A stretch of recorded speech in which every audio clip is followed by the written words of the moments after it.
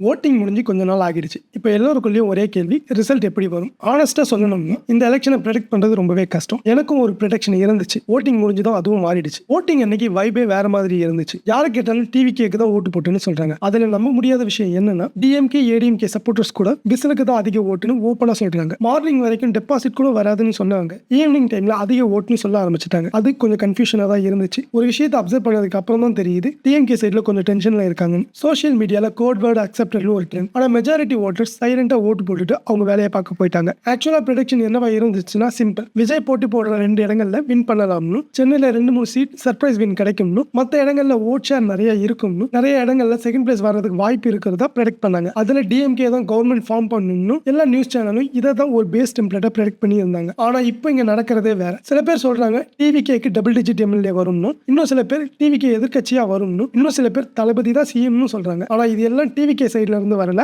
Mostly other party சைட்ல இருந்து சொன்னது. அதனால தான் இன்னும் கன்ஃபியூஷன் அதிகமா இருக்கு. நான் என்ன நினைச்சேன்னா, ஒரு கட்சியோட ஃபர்ஸ்ட் எலெக்ஷன்லயே டைரக்ட் சிஎம் ஆகிறது ரொம்பவே கஷ்டம். 2031 வர எலெக்ஷன் தான் முக்கியம். இந்த 5 வருஷத்துல பொலிட்டிக்கல் ஷிஃப்ட் கண்டிப்பா நடக்கும். அதுல ஏடிஎம்கே வீக் ஆகும், டிஎம்கே மேல அதிருப்தி கிளம்பும், அப்பதான் டிவிகே மேல மக்களுக்கு ஒரு நம்பிக்கை வரும். அதுதான் லாங் டர்மா நிலைக்கும்னு நினைச்சேன். ஆனா இங்க நடக்கிறத பார்த்தா ஷார்ட் டைம்ல கூட அதிக இம்பாக்ட் இருக்கும் போல. அதை பார்த்த உடனே எனக்கு ஒரு விஷயம் தோணுச்சு, கிங் இல்லைனாலும் கிங் மேக்கர் ஆக முடியும்னு. தொங்கு சட்டசபை வந்தா கர்நாடகால நடந்த மாதிரி டிவிகே டிசைட் பண்ண வேண்டிய சிச்சுவேஷன் வரணும். அது இன்னும் பெரிய பவர். ஃபைனலா சொல்லணும்னா, இந்த எலெக்ஷனை கரெக்டா ப்ரெடிக்ட் பண்ண முடியாது. Too many variables, too many surprises. May 4 தான் கரெக்டான ஆன்சர்ஸ் கிடைக்கும். நீங்க என்ன நினைக்கிறீங்க? டிவிகே எவ்வளவு சீட்ஸ் ஜெயிப்பாங்க, டிஎம்கே எவ்வளோ, ஏடிஎம்கே எவ்வளோ? உங்களோட ப்ரெடிக்ஷனை கமெண்ட்ல சொல்லுங்க. மே 4 கம்பேர் பண்ணுவோம். இது போல இன்ட்ரெஸ்டிங்கான நியூஸ் இன்ஃபர்மேஷனை தெரிஞ்சுக்க மறக்காம நம்ம சேனலை சப்ஸ்கிரைப் பண்ணிட்டு சப்போர்ட் பண்ணுங்க. நன்றி.